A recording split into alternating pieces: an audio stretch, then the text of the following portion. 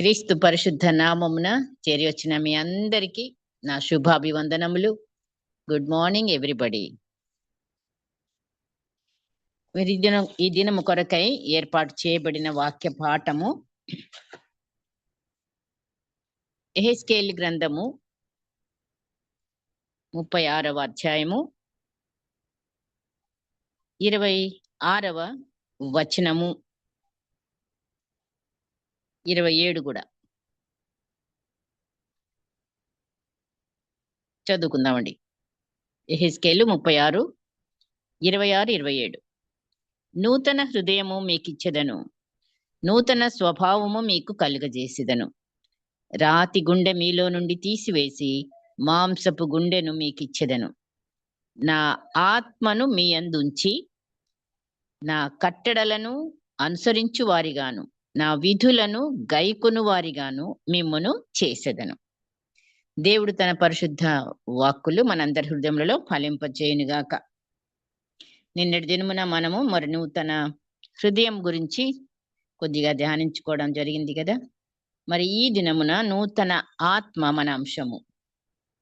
నూతన ఆత్మ, నూతన హృదయం అయిన తర్వాత ఖాళీగా ఉండడానికి వీల్లేదు. ఖాళీగా ఉంటే ఏమొద్దండి, మనకు తెలుసు కదా. ఖాళీగా ఊడ్చి అమర్చి ఉన్న ఒక దురాత్మలన్నీ వెళ్ళిపోయిన తర్వాత ఖాళీగా ఉన్న హృదయంలోకి ఏమొచ్చిందంట? ఒక దురాత్మ పోయి 7 దురాత్మలు తీసుకొని వచ్చిందని రాయబడింది వాక్యంలో కదా. మరి నేను రెఫరెన్స్లు చెప్పడానికి చదవడానికి కాదు, జస్ట్ ఐఎమ్ రిమైండింగ్ మీకు అందరికి తెలుసు. మరి అవును, 7 దురాత్మలు వచ్చి కూర్చోక ముందే మనము మరి ఎవరిని ఆహ్వానించాలి? పరిశుద్ధాత్మ దేవుణ్ణి మనలోనికి రావడానికి. అది మన యొక్క ప్రమేయం ఏమి లేదు. మరి ప్రభువే ఇచ్చిన మరి వాగ్దానము, నా ఆత్మను, నూతన ఆత్మను మీ యందుంచి ఉంచే దేనికోసం? నా కట్టడలను అనుసరించు వారిని గాను నా విధులను గైకొను వారిని గాను మిమ్మును చేసేదను. మొదటిగా మనం ఆయన కట్టడలను, ఆజ్ఞలను, విధులను గైకొనాలంటే ఏం కావాలి? విధేయత కావాలి.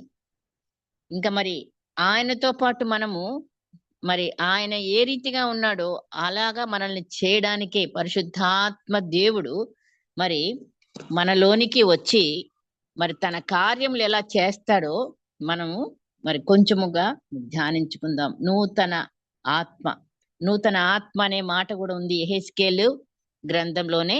11వ అధ్యాయం తీయండి. 11వ అధ్యాయం 19వ వచనం చదువుతున్నా.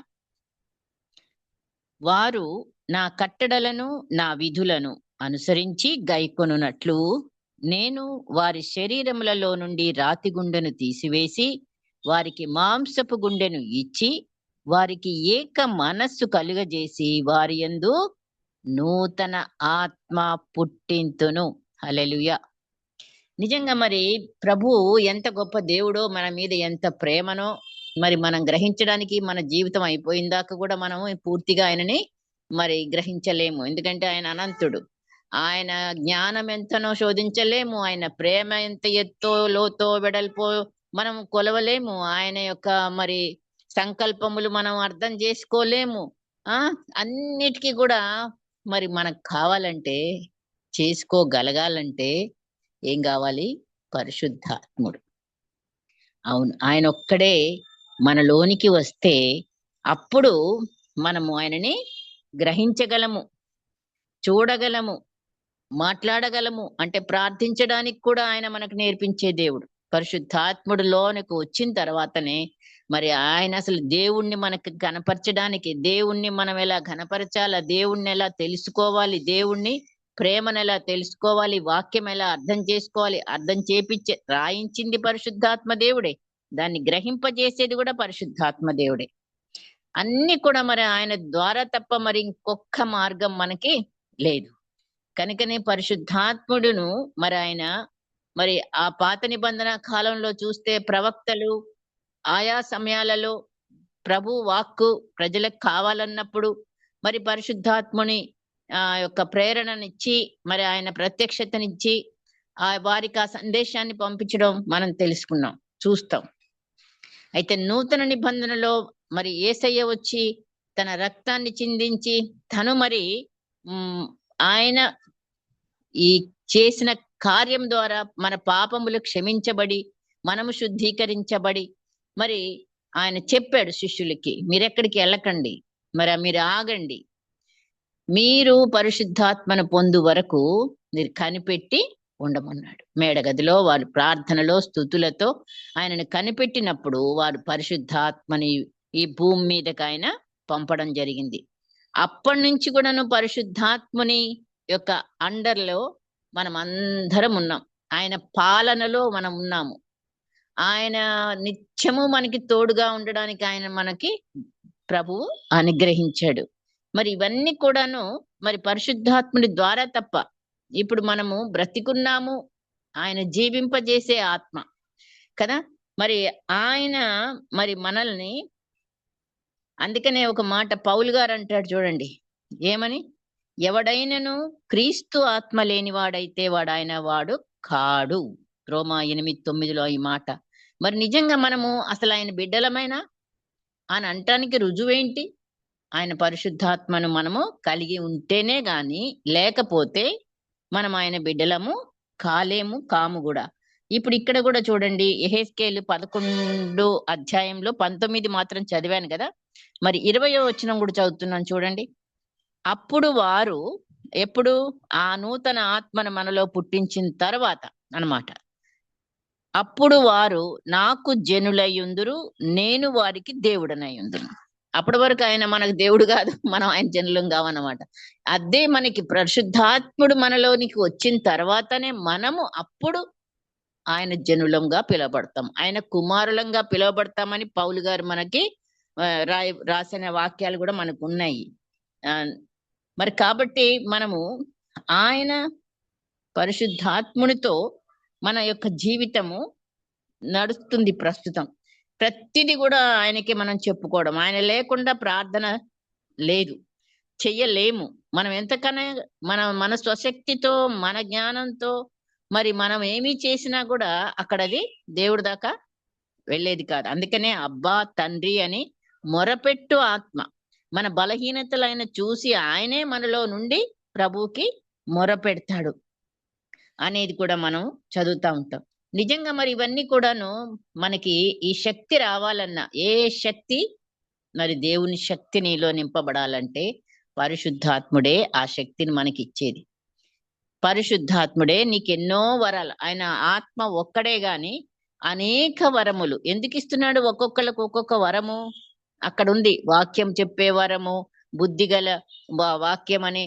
మరి ఇవన్నీ కూడాను మనము కొరింథీ పత్రికలో, మరి 1 కొరింథీ పత్రికలో చూస్తే మనకి అక్కడ ఒక్కొక్క వరాల గురించి కూడా అక్కడ ఎన్నో వరాలు ఉన్నాయి. మరి పరిశుద్ధాత్మని యొక్క వరాలు మనము ఎన్ని వరాలు సంపాదించుకోవాలన్నా కూడా ఆయన దగ్గర మరి మనము ఆత్మ ప్రత్యక్షతను మనకు కలిగి ఉండాలి. ఎలాగనగా ఎక్కడండి? కొరింథీ పత్రిక 1 కొరింథీ 12లో 7-8 వచనాల నుంచి చూస్తున్నాను. ఏలయనగా ఒకనికి ఆత్మ మూలముగా బుద్ధి వాక్యము, మరి ఒకనికి ఆత్మననుసరించి జ్ఞానవాక్యము, మరి ఒకనికి ఆత్మ వలననే విశ్వాసము, మరి ఒకనికి ఒక్క ఆత్మ వలననే స్వస్థపరచు వరము, మరి ఒకనికి అద్భుత కార్యములు చేయు శక్తి. ఇవన్నీ వరుసగా ఎన్నో ఉన్నాయి. మరి వీటన్నిటినీ కూడాను మనకి ఇచ్చేది పరిశుద్ధాత్ముడు. ఎప్పుడు? ఆయన మనలోనికి వచ్చినప్పుడు. మన శక్తి ఏంటి, మనం ఎంత ఇదిలో ఉన్నాము అనేది ఆత్మీయంగా చూసి మనకు అవసరమైనది మనం చేయగలిగింది, అంతేకాదు మనం చేయలేనిది కూడా, అసాధ్యమైన వాటిని కూడా ఆయన మన ద్వారా సాధ్యపరిచే దేవుడుగా మనలో ఉంటాడు.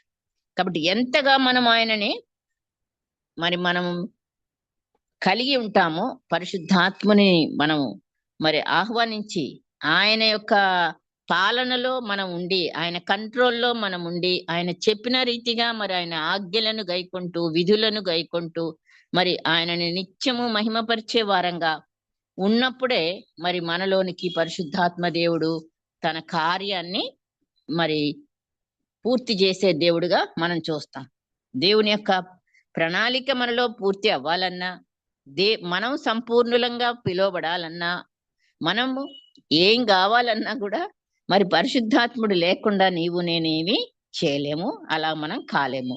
ఇప్పుడు పరిశుద్ధాత్మని యొక్క ఆ ఒక్కసారి ప్రకటన గ్రంథంలోకి వెళ్తే మనం మొదటి అధ్యాయంలోనే, ప్రకటన మొదటి అధ్యాయము మరి చదువుతున్నాను, 4వ వచనం చదువుతున్నానండి. యోహాను ఆసియాలో ఉన్న 7 సంఘములకు శుభమని చెప్పి వ్రాయినది. ఆయన ప్రత్యక్షత చూస్తున్నాం. వర్తమాన భూత భవిష్యత్ కాలములో ఉన్నవాని నుండి, అంటే ఎవరు? వర్తమాన భూత భవిష్యత్ కాలంలో ఉన్నవాడు తండ్రి. ఇప్పుడు మనము త్రియేక దేవుడు, తండ్రి, కుమారుడు, పరిశుద్ధాత్ముడు ఏకదేవుడే. కానీ ఒక్కొక్కల అక్కడ ఇక్కడ కనబడుతుంది, చూద్దాం. వర్తమాన భూత భవిష్యత్ కాలంలో ఉన్నవాని నుండి, ఆయన సింహాసనం ఎదుటనున్న 7 ఆత్మల నుండి, రెండోది 7 ఆత్మలంట. 3 నమ్మకమైన సాక్షియు, మృతులలో నుండి ఆది సంభూతుడుగా లేచిన వాడును, భూపతులకు అధిపతియునైన యేసుక్రీస్తు నుండి. ఇప్పుడు మనం తండ్రి, కుమారుడు, పరిశుద్ధాత్ముడు, ఇక్కడ ముగ్గురు కనపడుతున్నారు మనకి. తండ్రి ఏమో అక్కడ ఆయనని ఎలాగ వర్ణించారు? వర్తమాన భూత భవిష్యత్ కాలంలో ఉన్నవాని నుండి, అక్కడి నుంచి ఆయన సింహాసనం ఎదుటనున్న 7 ఆత్మల నుండి, మరియు మృతులలో నుండి ఆది సంభూతుడుగా లేచిన భూపతులకు అధిపతి అయిన యేసుక్రీస్తు నుండి మనకేంటి? కృప సమాధానములు మీకు కలుగునుగాక అనే ఆశీర్వాదం మనకి వస్తా ఉంది. నిజంగా మరి ఇక్కడ మనం చూసేది 7 ఆత్మలు. ఇక్కడ మనం కాన్సన్ట్రేట్ చేద్దాము 7 ఆత్మల గురించి. కొంచెం షార్ట్ గా, నాట్ అంత ఫుల్ గా మనం వర్ణించలేం కదా. 7 ఆత్మలు పరిశుద్ధాత్ముడే. మరి బైబిల్లో పరిశుద్ధాత్మనికి 7 పేర్లు ఇవ్వబడినాయి 7 ఆత్మలకు.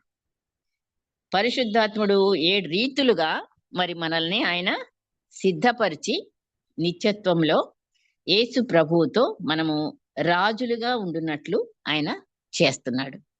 మనం ఇక్కడ మనం చూసుకుంటాం. ఇక్కడ ఇదే మొదటి అధ్యాయంలోనే మరి ఇంకా పూర్తిగా కొంచెం చదివితే అక్కడ మనల్ని ఆయన ఎవరి కొరకు? దేవుని కొరకు ఒక రాజ్యముగా. ఇక్కడ కొంచెం కిందకు వస్తే ఆయన మనలను తండ్రియగు దేవునికి ఒక రాజ్యముగా, యాజకులనుగా చేశారు.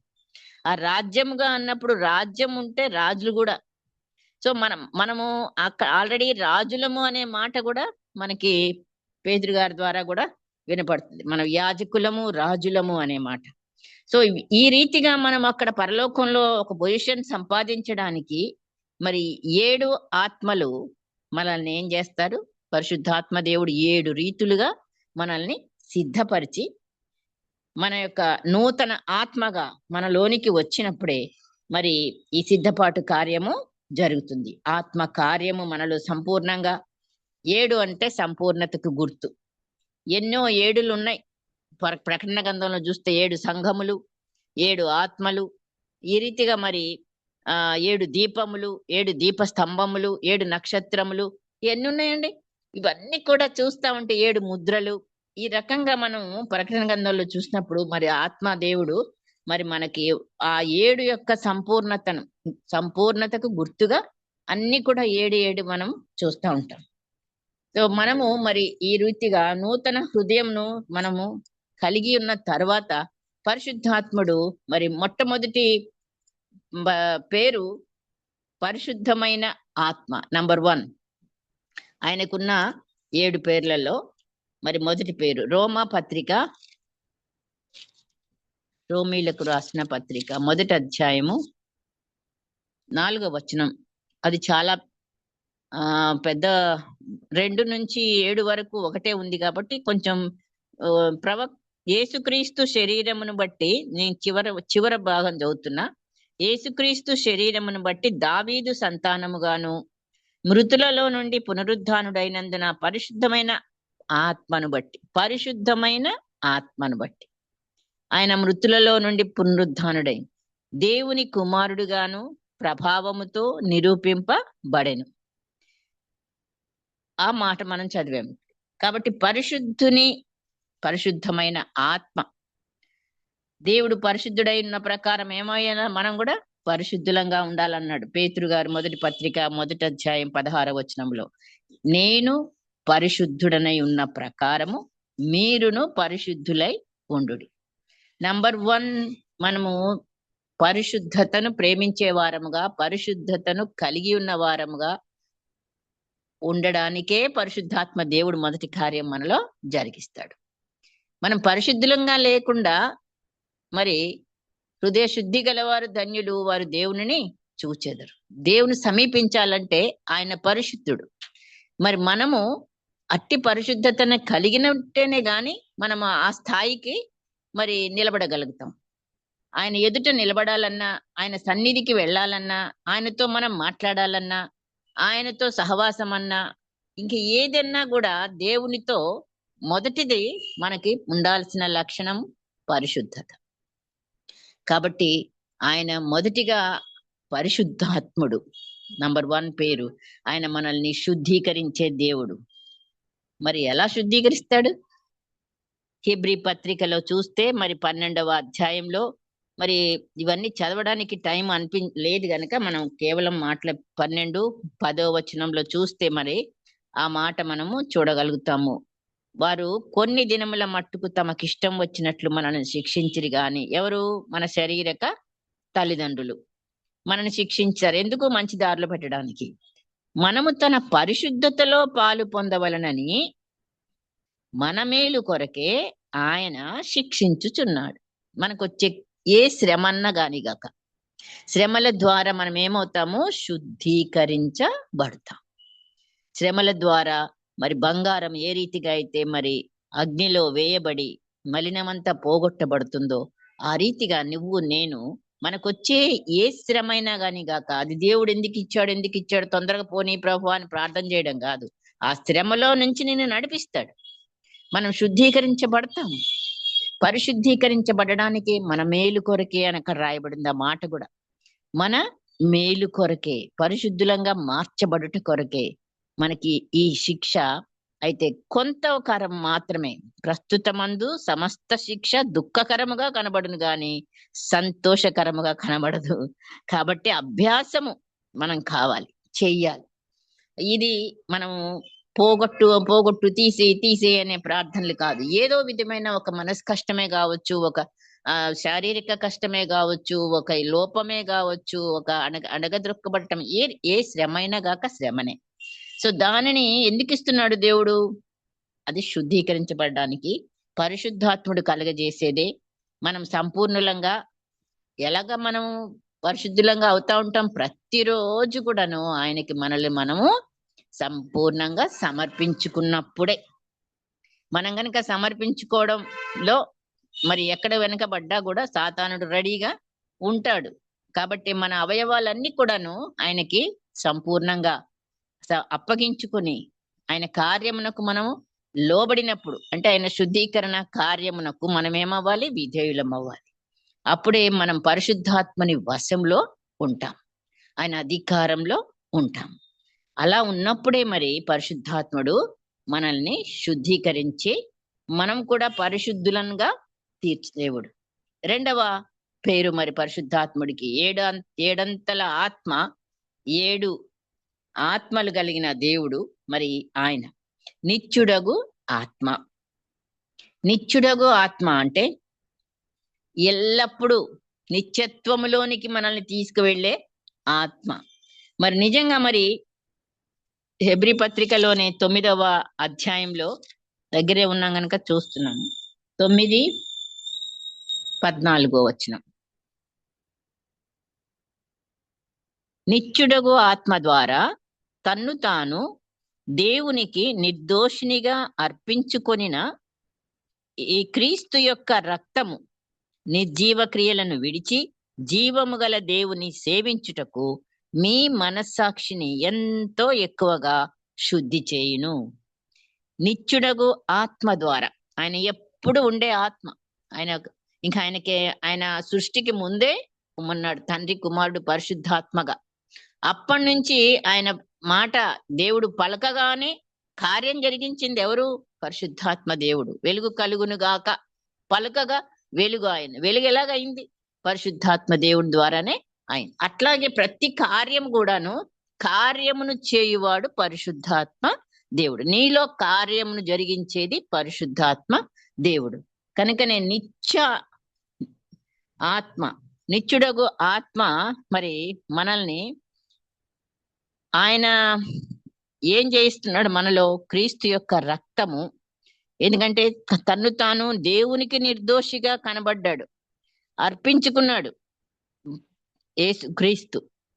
ఆయన రక్తము మరి నిర్జీవ క్రియలను విడిచి జీవము గల దేవుని మనం సేవించుటకు మన మనస్సాక్షిని ఎంతో శుద్ధీకరించే దేవుడు. మన మనస్సాక్షి చెప్తానే ఉంటది, గద్దిస్తా ఉంటది, ఇది తప్పు, ఇది కాదు, ఇది వద్దు. ఇలాంటివన్నీ మనస్సాక్షి ద్వారా మనము చెప్పబడుతుంటాం. అయినా మనస్సాక్షి యొక్క లైట్ ఆఫ్ చేస్తాం, స్విచ్ ఆఫ్ చేస్తాం. అందరు చేయట్లేదా, నేను చేస్తే ఏంటి అని కొంత మనము అక్కడ మరి లోకంతో చేతులు కలిపే బిడ్డలంగా ఉంటే గనక మరి మనస్సాక్షి శుద్ధీకరించబడదు. మనస్సాక్షిని శుద్ధీకరించే పరిశుద్ధాత్మ దేవుడు నిత్యుడగు ఆత్మ మన నిత్యత్వమునకు నిర్జీవ క్రియలన్నీ మనం విడిచి, అంటే నిర్జీవ క్రియలంటే పాపము, శారీరక క్రియలు, ఇవన్నీ కూడాను మనకు తెలుసు. వాటన్నిటిని మనము ఆ క్రియలను విడిచి జీవము గల దేవుని మనం ఏం చేయాలి? సేవించాలంటే ముందు మనస్సాక్షి శుద్ధీకరించబడాలి. ఆ మనస్సాక్షి మొద్దుబారకూడదు.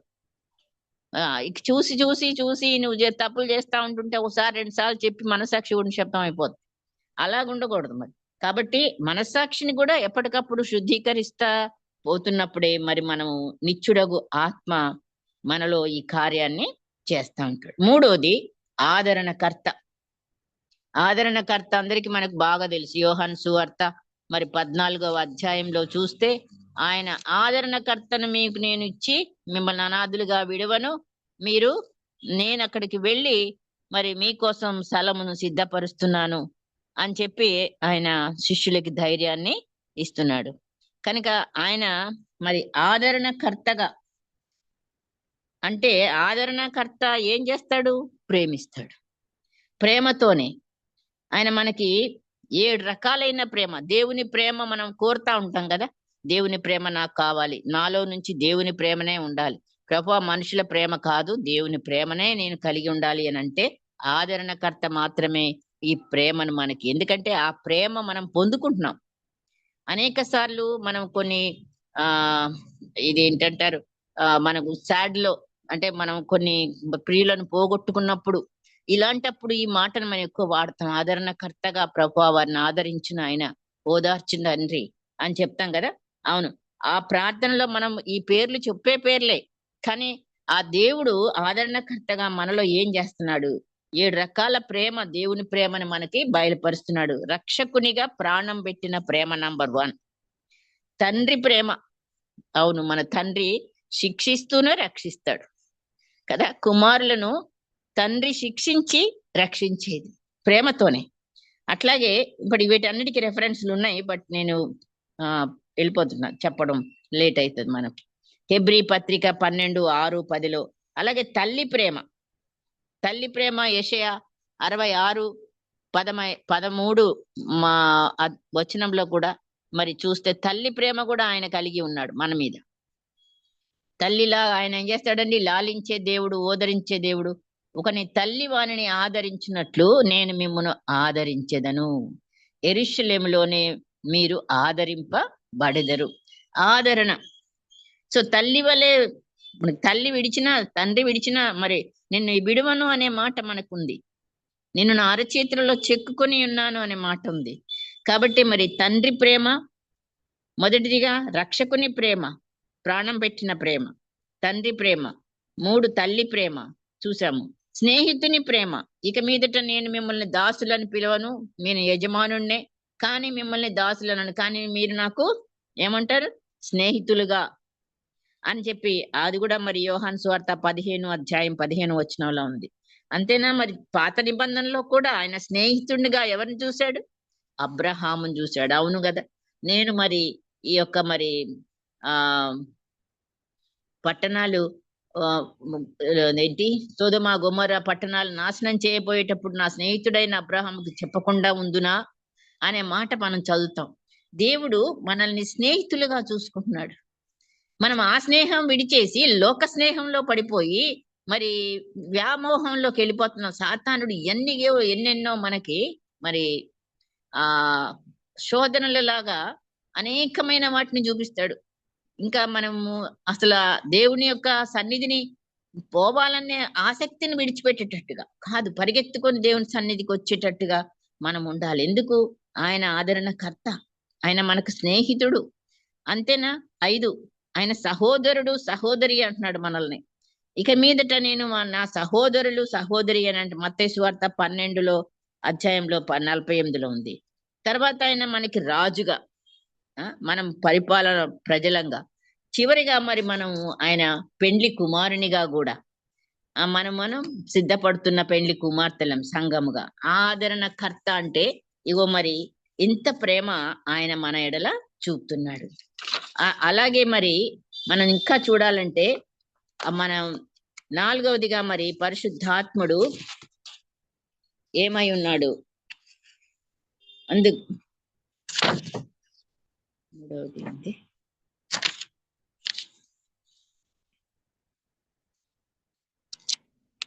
సారీ 4వదిగా సత్య స్వరూపి అయిన ఆత్మ వచ్చినప్పుడు మిమ్మును సర్వ సత్యములోనికి నడిపించును. ఆయన తనంతట తానే ఏమీ బోధింపక వేటిని వినునో వాటిని బోధించి సంభవింపబోవు సంగతులను మీకు తెలియజేయును. 4వ పేరు మరి యోహాను సువార్త 16:13లో ఈ మాట మనము చూస్తున్నాము. నిజంగా మరి ఆయన చిత్తమును మనం ప్రార్థన ద్వారా కనుగొంటాం, దేవుని చిత్తమును. మరి నిజంగా మరి ఆ సత్య స్వరూపి అయిన ఆత్మ మనల్ని సర్వ సత్యములోనికి ఎలాగా నడిపిస్తాడు అనంటే మనం ప్రార్థన ద్వారా మరి మన పొరపాట్లు తెలుసుకుంటాము. ఆ ప్రార్థనలోనే మరి ఆయన జాగ్రత్తలు తెలుసుకుంటాము. మనము అన్ని విధాలా కూడా మరి ఆ నిజమేంటో మనకి ఆయన తెలియపరిచే దేవుడు. కాబట్టి మరి అనేక సార్లు ప్రార్థనకి జవాబు రాలేదు అని మనం పొరపాటు పడుతుంటాం, ఇంకా రాలేదు, ఇంకా వెళ్ళలేదని. కానీ మరి దేవుడు ఆయన సమయంలో మనతో ఆ జవాబునిచ్చే దేవుడుగా మనం చూస్తాము. మననెప్పుడు కూడా మరి మనం చేసిన ప్రార్థనకి జవాబు ఇవ్వకుండా ఉండే దేవుడు కాదు, ఆయన సత్య స్వరూపి అయిన ఆత్మ. కనుక మనల్ని ఎప్పుడు కూడా ఆయన విడిచిపెట్టే దేవుడు కాదు, సర్వ సత్యములోనికే మనల్ని ఆయన నడిపించే దేవుడుగా మనం ఆయనని చూస్తాం. మనం రక్షణ మార్గము మనకు బాగా కనిపిస్తా ఉంటది, ప్రేమను మనకు అలా వెల్లడి చేస్తూనే ఉంటాడు, మనకు అపాయాల నుండి కాపాడుతూనే ఉంటాడు. అయినా మళ్ళీ మనల్ని సరి అయిన మార్గంలోనే మరి ఆ అబద్ధం అంటేనే సాతానుడు ఆయన దగ్గరికి కాకుండా మన జయించే బిడ్డలంగా మరి మనల్ని ఆయన సిద్ధపరిచే దేవుడుగా మనం చూస్తాం. 5వదిగా చూసినప్పుడు మరి గలతీ 4:6 మరియు మీరు కుమారులై ఉన్నందున నాయన తండ్రి అని మొరపెట్టు తన కుమారుని ఆత్మను దేవుడు మన హృదయంలోనికి పంపాను. కాబట్టి నీవిక దాసుడవు కావు, కుమారుడవే అని అంటున్నాడు దేవుడు. కాబట్టి కుమారుడమైతే దేవుని ద్వారా మనం ఏమవుతాం? వారసులం అవుతాం. పరలోక రాజ్యానికి మనం స్వతంత్రించుకోవడానికి మనం కుమారత్వాన్ని పొందుకునే బిడ్డలంగా మరి పరిశుద్ధాత్ముడు మనకి ఆయన మరి తండ్రిగా గద్దించి శిక్షించి మరి నీవు నాకు మొరపెట్టుము, నేను నీకు ఉత్తరం ఇచ్చేదను, నీవు గ్రహింపలేని గొప్ప సంగతులు, గూఢమైన సంగతులు నేను నీకు తెలియజేస్తున్నా అనే వాగ్దానం కూడా మనకి ఇచ్చి మరి ఆయన మనల్ని నడిపించుకుంటున్న దేవుడు. కుమారత్వాన్ని మనం తండ్రి అని మొరపెట్టే కుమారుని ఆత్మ మనకు వస్తుంది. అప్పుడు అబ్బా తండ్రి అని కుమారులంగా, మనం కుమార్తెలంగా ఆయనని తండ్రి అని పిలిచే హక్కు మనకి ఆయన ఇచ్చి పరిశుద్ధాత్ముడు మరి ఈ రీతిగా మనల్ని కుమారత్వాన్ని అనుగ్రహించి కుమారులంగా మరి ఆయనకి మొరపెట్టడానికి, ఆయన మనకిచ్చే జవాబులు పొందుకోవడానికి పరిశుద్ధాత్ముడు మనకి తోడై ఉంటున్నాడు. అలాగే మరి 6వదిగా దేవుడు తిమోతి 2వ 2 తిమోతి పత్రిక 1:7లో చూస్తే దేవుడు మనకు శక్తియు ప్రేమయు ఇంద్రియ నిగ్రహము గల ఆత్మనిచ్చెను గాని పిరికితనము గల ఆత్మనివ్వలేదు అనే మాట మనం చదువుతాం కదా. ఇదే 6వది. శక్తి, ప్రేమ, ఇంద్రియ నిగ్రహం. మరి ఈ 3 ఎప్పుడు కూడా మనకి అవి కలిసే ఉంటాయి. వీటిని విడదీయలేము. కాబట్టి మనకి శక్తి కావాలి, ప్రేమ కావాలి, ఇంద్రియ నిగ్రహం కూడా కలిగి ఉండడానికి పరిశుద్ధాత్మ దేవుడు మరి మనకి అట్టి ఆత్మ ద్వారా మనకి అన్ని కాలాల్లో కూడా మనలో ఉన్న భయాన్ని తొలగించి మరి పాపాన్ని మీదను మరి శోధన మీదను మనకి ఏమిస్తాడు? జయమునిస్తాడు. మనకి ఎన్నోసార్లు ఇంద్రియ నిగ్రహం లేక అనేకమైన శోధనలో పడిపోవడానికి కారణమవుతా ఉంటాము. మరి శక్తి లేక బలహీనమైపోయి మరి మనం కొన్ని చేయలేని పనులు అనుకొని విరమించుకుంటా ఉంటాము. కాబట్టి మరి మనకి దేవుడిచ్చిన ఆత్మ శక్తియు, ప్రేమయు, ఇంద్రియ నిగ్రహము గల ఆత్మనే గాని పిరికితనము గల ఆత్మను ఆయన మనకి ఇవ్వలేదు అనేది మనం చదువుతున్నాము. మరి కాబట్టి పరిశుద్ధాత్ముడి చేత నింపబడి ఉన్నామని అతిశయంగా చెప్పుకుంటామే గాని దేవుని చిత్తమును ఏ రీతిగా తెలుసుకోవాలి అనేది మనము చూడట్లేదు. కొన్నిసార్లు మరి మనకి జవాబు రావటానికి ఆలస్యమైనప్పుడు, ఆయన చిత్తమును గ్రహించలేనప్పుడు, నిగ్రహం లేనప్పుడు, నిగ్రహం లేదు తొందరపడతాము, కోపపడతాము, లేకపోతే ఇంకేదన్నా ఆత్మ నిగ్రహం అనేది మనకి ఎల్లప్పుడు కూడా కావడానికే మనం ఎప్పుడు కూడా అన్ని పరిస్థితుల్లో పరిశుద్ధాత్మ దేవునికి మనల్ని మనం సమర్పించుకుంటూ ఉన్నప్పుడే మరి ఈ యొక్క శక్తిని మనము పొందుకుంటాము.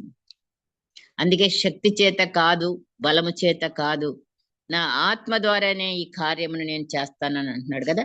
అట్లాగే మరి మనలో కూడా కొన్ని మన శక్తిని మించిన కార్యాలు మన ద్వారా దేవుడు జరిగించాలంటే చివరిగా మరి 7వ పేరు పరిశుద్ధాత్మని యొక్క మరి 1 యోహాను పత్రిక 2:27 ఆయన వలన మీరు పొందిన అభిషేకము మీలో నిలుచుచున్నది గనుక ఎవడును మీకు బోధింపనక్కరలేదు.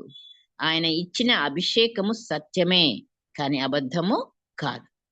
సో అభిషేకించు ఆత్మ, చివరి ఆత్మ, 7వ ఆత్మ, 7 పేర్లతో మరి పరిశుద్ధాత్ముడు మనలో కార్యాన్ని జరిగిస్తున్నాడు 7 విధాలుగా. ఎంతగా మనం సంపూర్ణంగా కూడా అన్ని రకాలుగా మనకు పరిశుద్ధాత్మ దేవుడు మనల్ని ఏదైనా అభిషేకము మనలో ఉన్నదంటే మరి మనం మోసపోవడానికి వీల్లేదు. అంచె దినాల్లో ఉన్నాము. అభిషేకం మనకున్నప్పుడు అబద్ధ ప్రవక్తలుని మనం ఎదిరించడానికి మనం గుర్తించడానికి ఈ రకంగా దొంగ అపోస్తులు ఎవరు, మోసగాండ్రు ఎవరో తెలుసుకోవడానికి ఎన్నో మరి విషయాలు మనము అభిషేకంతో మనం తెలుసుకుంటాం. అభిషేకంతో కొన్ని గొప్ప కార్యాలు మన వలన జరుగుతాయి. అభిషేకమే మనకి కావాలి. మరి ఈ అభిషేకం రాజులకేనా? భూమి మీద కొంతమంది రాజులు, మనం ఒక్క ఎగ్జాంపుల్ చూసేసి క్లోజ్ చేసుకుందాం. ఏంటంటే సౌలు గారు ఉన్నాడు. సౌలు మొట్టమొదటి రాజు. ఆయనని సమూయేలు అభిషేకించాడు కదా. అప్పుడు ఆయన చెప్తాడు, నువ్వు ఇట్లా దారిలో వెళ్తున్నప్పుడు నీకు మళ్ళీ క్రొత్త మనసు వస్తుంది అని. అవును, అలాగే ఆయనకి తిరగగానే కూడా ఆ వాక్యం చెప్తా ఉంటది, కొత్త మనసు, హృదయం ఆయనలోకి చేస్తాడు దేవుడు. ఆ అభిషేకం అనేది అలాగ చేస్తాడు. మనకి నూతన ఆత్మను మనలోనికి వచ్చినప్పుడు మరి ఆయన ఏం చేశాడు? వెళ్తూ వెళ్తూ ప్రవక్తలు ఎదురైతే ప్రవక్తలతో పాటు సౌలు కూడా ప్రవచించడం మొదలు పెట్టాడు. సో ఆ రీతిగా ఎంతో భక్తితో ఉన్నాడు. రాజుగా, మొట్టమొదటి రాజుగా అభిషేకింపబడ్డాడు. అభిషేకించు ఆత్మతోనే అభిషేకించబడ్డాడు. కానీ ఏమైంది? కొన్ని దినాలలో, కొన్ని సంవత్సరాలు మరి ఆయన మరి అక్కడ అవిధేయత చూపించాడు. 1-2 సార్లు దేవుడు పరీక్షించి మళ్ళీ పోనీలే అని టైం ఇచ్చాడు. ఒక్కసారికే, ఒక్క తప్పుకే ఆయన రాజ్యాన్ని విధులు పెట్టించలేదు. కానీ అదే మరి అభిషేకించిన ఆత్మ ఆయన నుంచి వెళ్ళిపోవడం జరిగింది. ఎప్పుడు? ఆయనకి ఎప్పుడైతే దావీదు మీద పగ, అసూయ, ద్వేషము వచ్చిందో. చూడండి, మనం మంచిగా పరిశుద్ధాత్మని పొందిన బిడ్డలమే కావచ్చు గాక, మరి ఈ చెప్పిన ఈ 7 ఆత్మలు కలిగిన బిడ్డలం కూడా అయినా కూడా మరి మనం అభిషేకించబడ్డా కూడా సాతానుడు నిన్ను విడిచిపెట్టడు. గుర్తుపెట్టుకోవాలి. సౌలుని దురాత్మ రావడం జరిగింది ఆయనలోకి. దురాత్మ రావడం జరిగింది. వచ్చిన తర్వాత ఏం చేస్తున్నాడు? అప్పటి వరకు ఆయన మంచి పరిపాలన చేశాడు, దేవుడికి అనుకూలంగా ఉన్నాడు, బలులు అర్పించాడు, ఇవన్నీ చేసి అవిధేయతలోకి వెళ్ళిపోయాడు. ఫస్ట్ ఆయన ఆగాలి, ప్రవక్త చేసే పనులు ప్రవక్త చేయాలి. ప్రవక్త వచ్చేదాకా ఆగలేకుండా యుద్ధానికి భయపడి ఇశ్రాయేల్ పారిపోతున్నారని తన సొంతంగా మరి ఆయన బలులు అర్పించడం జరుగుద్ది. అక్కడ రెండోది, అమేలీకీలను అందరినీ చంపవయ్యా అంటే రాజునే తీసుకొస్తాడు, మంచి మంచి గొర్రెలు ఎడ్లన్నీ కూడా తీసుకొచ్చుకుంటాడు. ఇవన్నీ చూస్తే మరి ప్రభు కోపం వచ్చేసింది. ఇక నీ రాజ్యాన్ని నేను తొలగించేస్తున్నాను. సో అట్లాంటి స్టేజ్కి మనం రావడానికి వీల్లేదు. మరి మంచి స్టార్టింగ్ ఉంటది, మరి క్లోజింగ్ ఎండింగ్ కూడా మన జీవితంలో ప్రభుకి అంకితమైన బిడ్డలముగా, పరిశుద్ధాత్మ నింపుదల కలిగిన బిడ్డలముగా, కార్యాలు ఆయన కొరకు మహిమకరంగా చేసే బిడ్డలముగా ఉండాలంటే నూతన ఆత్మను ప్రతిరోజు పొందుకుంటానే ఉండాలి. ఎవ్రీడే అంటే తెల్లవారితే నూతన దినమే.